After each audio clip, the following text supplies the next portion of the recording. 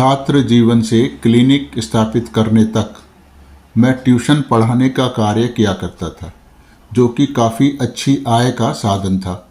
परंतु क्लिनिक स्थापित करने के कारण मुझे ट्यूशन पढ़ाने का कार्य बंद कर देना पड़ा था। मेरा होम्योपैथिक क्लिनिक चल नहीं रहा था, इसलिए मुझे विकट आर्थिक तंगी का सामना करना पड़ रहा था।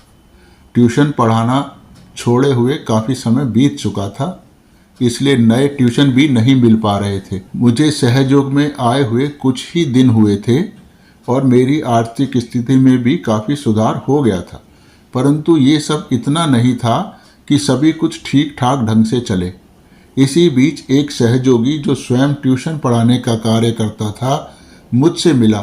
मेरी आर्थिक स्थिति का पता चलने के बाद उसने मेरे लिए एक छात्र को ट्यूशन पढ़ाने का कार्य तलाश लिया और मैंने भी इस प्रस्ताव को परिस्थितिवश मजबूर होकर शहर स्वीकार कर लिया।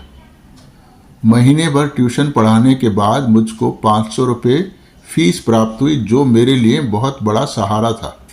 परंतु फीस आते ही मुझे लगा कि ये मेरी मेहनत और काबिलियत की वजह से मुझे प्राप्त नहीं हुई है, बल्कि यह मुझ पर श्री माता जी की कृपा के कारण मुझे प्राप्त हुआ है।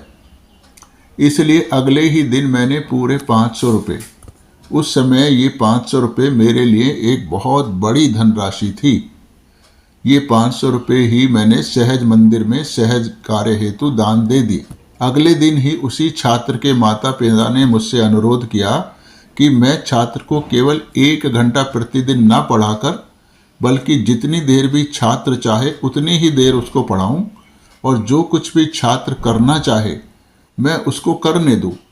जब छात्र खेलना चाहे तो मैं उसे खेलने दूं और मैं भी उसके साथ ही खेलूं, और जब पढ़ना चाहे तो ही मैं उसको पढ़ाऊं, और मुझे वो लोग प्रति घंटे के हिसाब से फीस दे देंगे।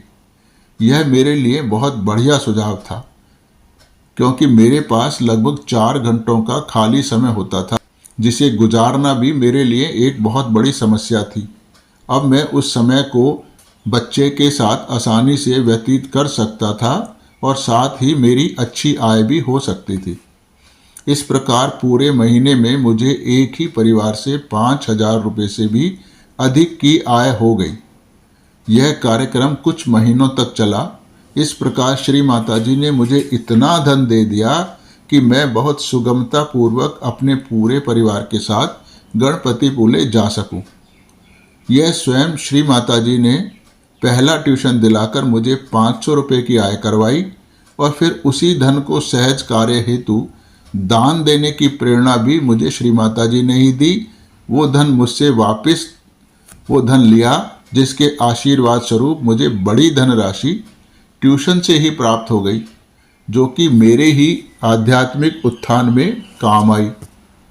तो इस प्रकार हम जब सहज कार्य हेतु खुले दिल से धन देते हैं तो तुरंत हमें प्रचुर मात्रा में आशीर्वाद स्वरूप धन प्राप्त हो जाता है।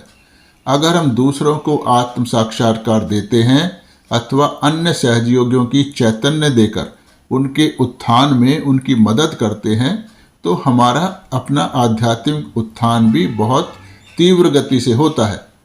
हमारे अपने चैतन्य का स्तर सुधर जाता है। दूसरों को प्रेम देते हैं तो हम प्रेम पाते हैं। इसलिए हमें अपना तन मन धन प्रत्येक वस्तु सहज कार्य हेतु पूर्णतः समर्पित कर देनी चाहिए, क्योंकि इस सृष्टि में ऐसा कुछ भी नहीं है जिसे हम अपना कह सकें। सभी कुछ श्री माता जी का ही है। उन्होंने हम पर कृपा करके यह सब कुछ उपयोग के लिए दे रखा है। ये उनका आशीर्वाद है।